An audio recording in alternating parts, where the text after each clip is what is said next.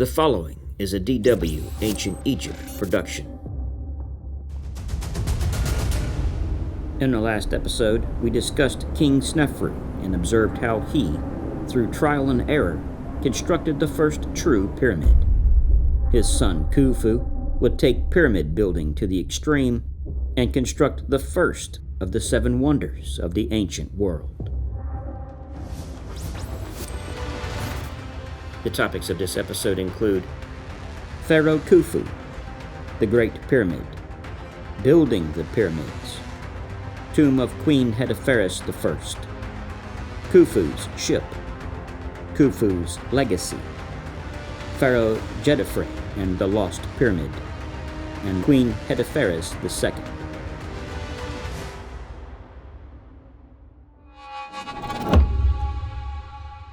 Pharaoh Khufu. Pharaoh Khufu, also known as Cheops to the Greeks, was the second pharaoh of the 4th dynasty during the Old Kingdom of ancient Egypt. He reigned from roughly 2589 to 2566 BC.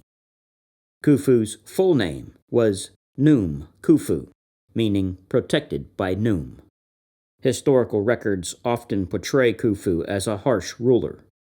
Contemporary documents suggest that he was not regarded as a benevolent leader in contrast to his father.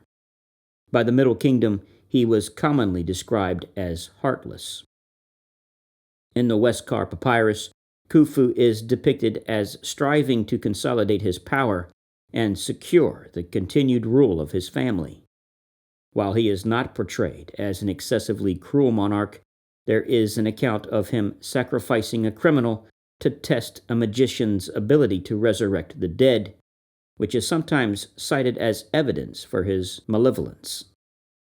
According to Manetho, Khufu initially showed disrespect for the gods during the early years of his reign, but later repented and composed a series of sacred books.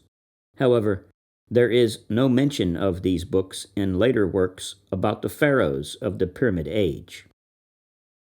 Despite this, the notation that Khufu was not a benevolent ruler is repeated in various sources. It is occasionally suggested that few depictions of the king survived because they were destroyed after his death. Interestingly, during Khufu's lifetime, there is no indication from workers, artisans, or nobles that he was despised. Herodotus mentions that Egyptians could not even bear to speak his name. However, after his death, Khufu was worshipped as a god, and his cult remained popular well into the late period and even during the Roman period. Khufu is believed to be the son of Sneferu and Queen Hetepheres I. He had a large family with at least 9 sons, including his successor Djedefre and Djedefre's successor Khafre, as well as 15 daughters. While there is some evidence suggesting that Khufu expanded Egypt's borders to include the Sinai Peninsula and maintained a military presence in the Sinai and Nubia, there were no significant military threats to the kingdom during his reign. He engaged in mining activities, such as extracting turquoise from Wadi Magara, diorite from the Nubian desert, and red granite near Aswan. However, apart from his association with the Great Pyramid of Giza, little else is known about his reign.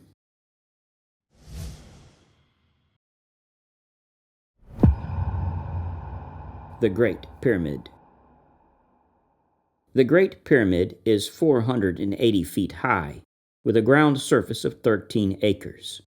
It would remain the tallest building in the world for 4,500 years, until the construction of the Eiffel Tower in 1889, a proud achievement for any architect. The construction of the pyramid was almost faultless in design. The sides were oriented exactly toward the cardinal points and were precise 90-degree angles. The chief of works for this project was Khufu's cousin, Hemwenu. He was buried in a mastaba close by the Great Pyramid. Exactly how he built this masterpiece remains a debated subject. Also unknown is why Khufu would turn away from his father's site at Dashur and choose a location on the Giza Plateau just southwest of Cairo. His work appears to have been the first on the site, and it is curious why he did not build on the highest point of the plateau. This area would be taken by his son Khafre and would produce the optical illusion that his pyramid was taller, which it is not. The exterior of the pyramid was cased with white Tura limestone. Like other pyramids, this was largely removed in the Middle Ages to build medieval Cairo. The original entrance to the Great Pyramid is on the north side, 56 feet vertically above ground level. From this original entrance, there is a descending passage, which goes down through the masonry of the pyramid and then into the bedrock beneath it. After 345 feet, the passage becomes level and continues for an additional 29 feet to the lower chamber, which appears not to have been finished. There is a continuation of the horizontal passage in the south wall of the lower chamber. There is also a pit dug in the floor of the chamber.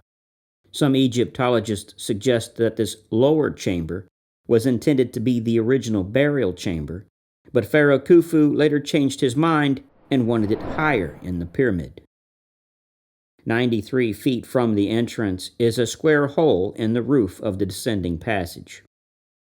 Originally concealed with a slab of stone, this was the beginning of the ascending passage, which is 129 feet long and slopes up at almost precisely the same angle to reach the grand gallery. The lower end of the ascending passage is closed by 3 huge blocks of granite. One must use the robber's tunnel to access the ascending passage. At the start of the grand gallery, there is a horizontal passage leading to the Queen's chamber. The Queen's chamber is exactly halfway between the north and south faces of the pyramid and has a pointed roof with an apex above the floor. The chamber was discovered empty. The grand gallery continues the slope of the ascending passage. This engineering marvel is a 28-foot-high corbelled ceiling that goes all the way up the pyramid. Its function remains unknown. It is roofed by slabs of stone laid at a slightly steeper angle than the floor of the gallery, so that each stone fits into a slot cut in the top of the gallery like the teeth of a ratchet. The purpose was to have each block supported by the wall of the gallery rather than resting on the block beneath it, in order to prevent cumulative pressure. The king's chamber is entirely faced with granite. Remember, Khufu's father used the corbelled ceiling in his pyramid. Khufu took it one step further by creating relieving chambers. These 5 chambers above the roof consist of 9 slabs of stone weighing in total about 400 tons. These compartments were intended to safeguard the king's chamber from the possibility of a roof collapsing under the weight of the stone above the chamber. As the chambers were not intended to be seen, they were not finished in any way, and a few of the stones still retain mason's marks painted on them. One of the stones records the name of a work gang.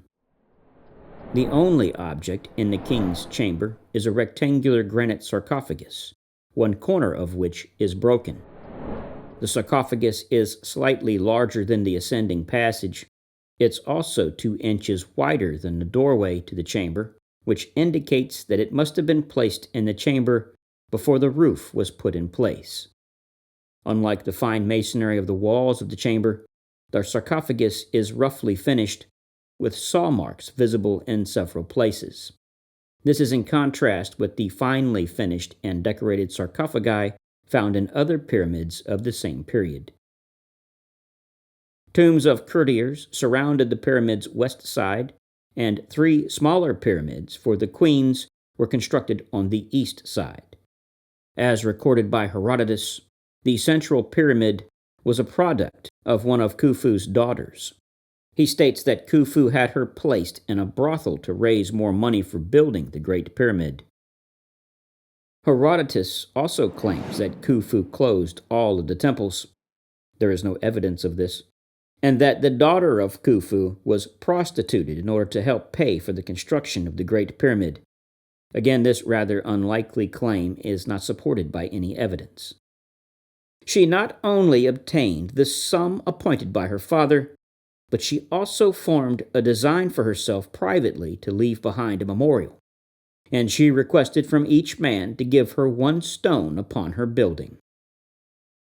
Nothing but the black basalt floor remains of the Great Pyramid's mortuary temple, and the valley temple at the end of the causeway has disappeared.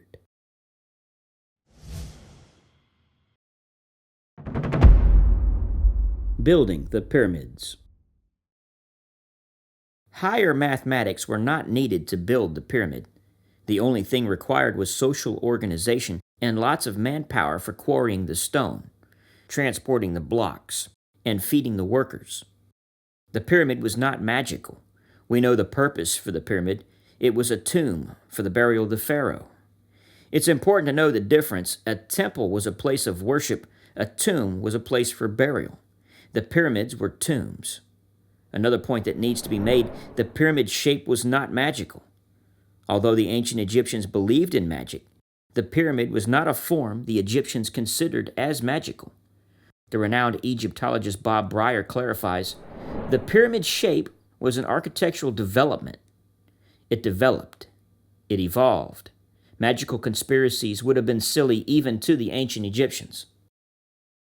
The pyramids were not built by slaves. The old movies with the slaves and the Egyptian soldier with the whip striking the worker as he pulled the stone is not accurate. First, it would have been very difficult to control thousands of slaves. Secondly, there was never a large number of slaves in Egypt that were used for work projects, especially the number required to build the pyramids. So who built the pyramids? The Egyptians did through the use of work gangs.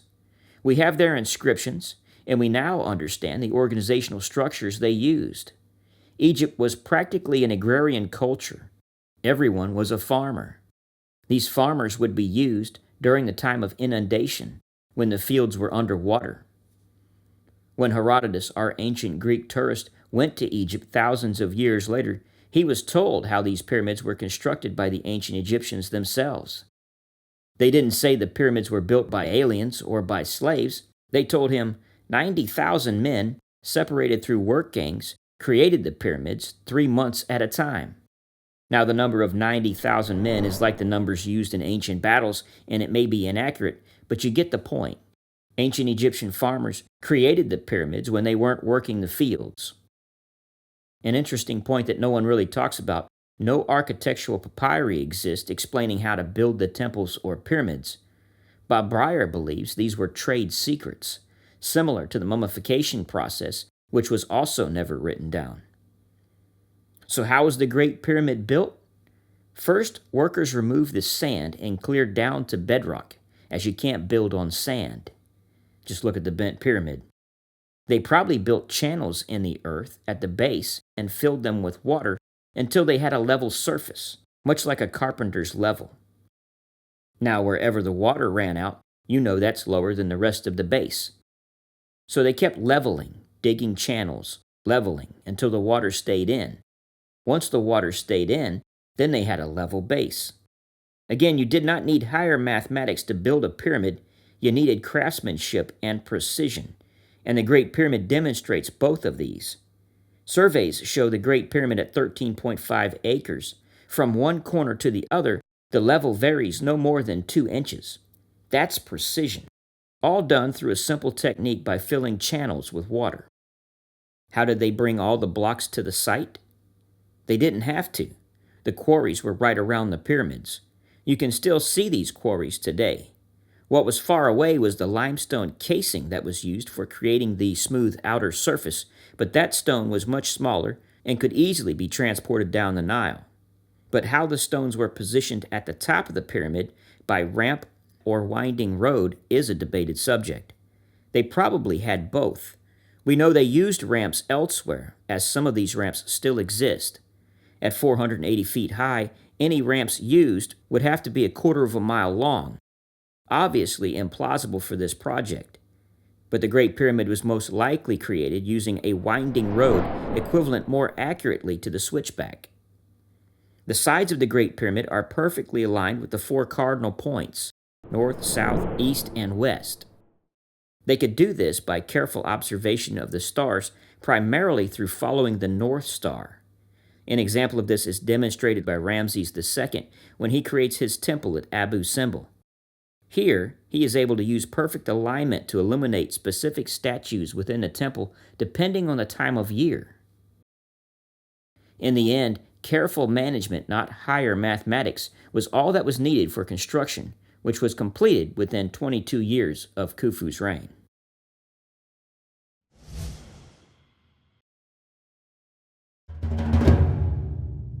The tomb of Queen Hetepheres I.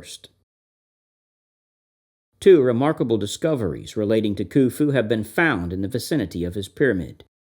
The first was his burial tomb for his mother, Queen Hetepheres I, which was discovered in 1925. After tomb robbers had apparently gained entry into her first burial in Djedefre, it was decided to move her to the Giza Plateau to a more secure location near her son. The robbers had destroyed her body before the guards were able to rescue the remainder of the burial. When her sarcophagus was opened, it was found to be empty. However, her canopic chest had been used, which had 4 compartments containing her organs. This is the earliest known use of evisceration in the mummification process. Along with her large alabaster sarcophagus, her furniture was discovered and has been fully restored through the replacement of wood that had suffered over the thousands of years.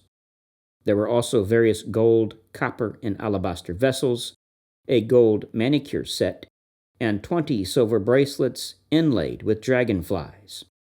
The craftsmanship of these items are superb. The queen's furniture would have been placed within a canopy made from wooden jambs, battens, and poles that were finely gilded. The entrance jambs have inscriptions raised in relief which give the name and titles of her husband Sneferu. The back pillars, which are carved with a matted pattern, are held together with copper staples. The floor and top rails are fixed to the vertical corner posts with a number of complex joints, and poles are spaced around the walls of the frame. Roof poles have also been dovetail jointed into the top rails of this canopy. To prevent wear at the joints, each has been carefully encased with copper plates that have been folded to shape and tacked through the gold sheet to the wooden core below. This suggests that the canopy was portable. Around the walls and across the roof were hung, on copper hooks, netting and curtains, which provided the queen with privacy and protection from insects and comfort from the chilling night air. 2 armchairs have been placed in the tomb, but unfortunately only one could be reconstructed. Each had legs of lion form and stood on copper drums and shoes. The back support of the reconstructed armchair shows that it was made from a mitred frame and was covered in gold and enclosed a plain solid wood panel. The chair's arms were semicircle in section, and the vertical front posts were raised with a matted pattern. The spaces below the arms were filled with an array of 3-tied papyrus flowers and covered with gold sheet. A cushion may have been placed on the wooden seat, which was made from another solid panel. Also discovered was the queen's bed, which again was covered in gold sheet and stood on lion legs. The general shape is similar to those beds discovered in the early dynastic period, but it slopes, like the Hezir illustrations, downwards toward the bed's foot. Boards have been rebated into the side poles of the bed on which the queen would have slept. For the first time, a footboard has been attached to the bed. It was inlaid with many pieces of colored faience in a feathered pattern, which is also repeated on a long box, which held the curtains that hung around the canopy. 2 smaller boxes were also found that contained the queen's bracelets and a headrest.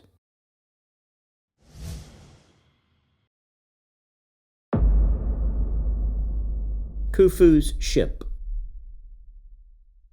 The second remarkable discovery was that of an intact wooden ship uncovered in 1954 close to the south face of the pyramid. Too large for the pit intended for it, the boat had been carefully dismantled into 650 parts, comprising of 1,224 pieces, and has now been restored by the Egyptian Antiquities Organization. Khufu's ship is one of the oldest, largest, and best preserved vessels from antiquity. It measures 143 feet long and 19.5 feet wide. It was thus identified as the world's oldest intact ship and has been described as a masterpiece of woodcraft that could even sail today if put into water. The history and function of the ship are not precisely known. It is of the type known as a solar barge, a ritual vessel to carry the resurrected king with the sun god Ra across the heavens. However, it bears some signs of having been used in water, and it is possible that this ship was either a funerary barge used to carry the king's embalmed body from Memphis to Giza, or even that Khufu himself used it as a pilgrimage ship to visit holy places, and that it was then buried for him to use in the afterlife. The Khufu ship has been on display to the public in a specially built museum at the Giza Pyramid Complex since 1982.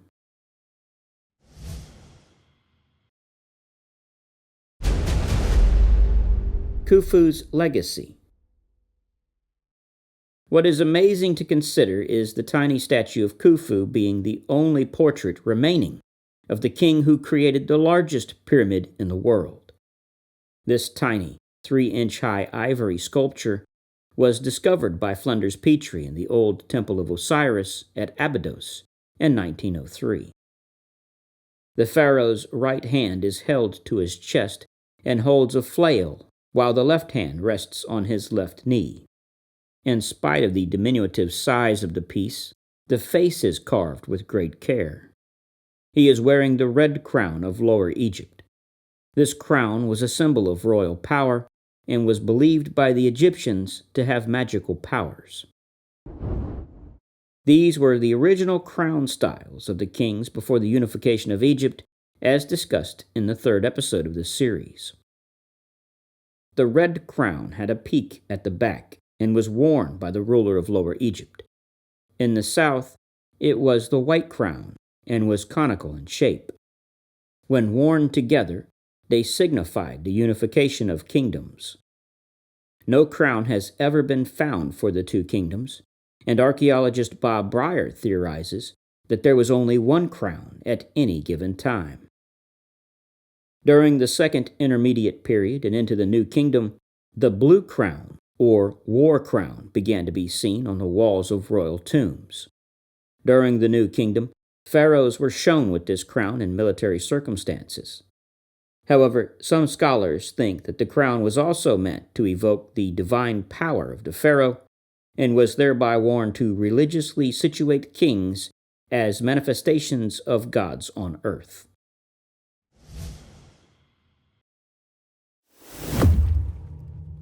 Pharaoh Djedefre and the Lost Pyramid. Khufu was succeeded by his short-lived son Djedefre, of whom little is known. It was most likely he who completed his father's burial at Giza and who was responsible for the funerary boats. Djedefre is the first king to adopt the name Son of Ra, which would follow the subsequent pharaohs. It is unknown why he constructed his pyramid 5 miles north of Giza on a plateau at Abu Roash. He also constructed a north-south causeway instead of the usual east-west direction. Hardly more than a start was made on the overall plan of his pyramid complex, a consequence of his short reign. However, recent research debates that this pyramid may have actually been completed. Some experts believe that Djedefre was responsible for building the Sphinx at Giza in the image of his father. A Sphinx statue of his wife, Queen Hetepheres II, was discovered in Djedefre's pyramid and may be the first depiction of the Sphinx.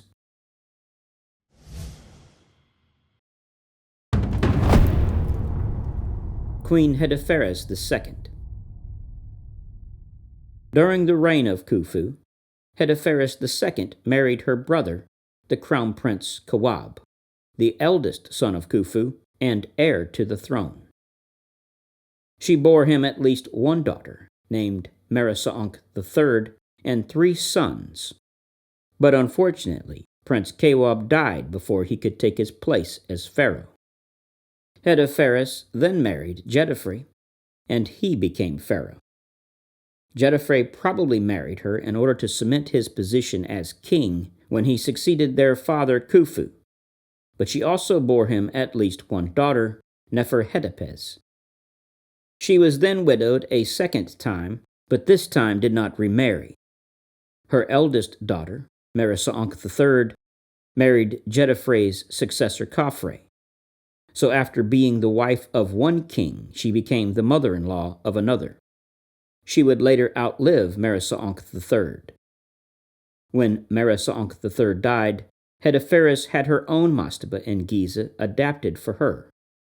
She is depicted in this tomb with brilliant blonde hair, courtesy of a unique blonde wig. Hetepheres finally died early in the reign of Shepseskef, the son and successor of Menkaure, and had thus witnessed the reigns of at least 5, and perhaps 6, if she was born during the reign of Sneferu, pharaohs of the 4th dynasty. We'll continue with pharaohs Khafre and Menkaure in the next episode. Thank you for joining us.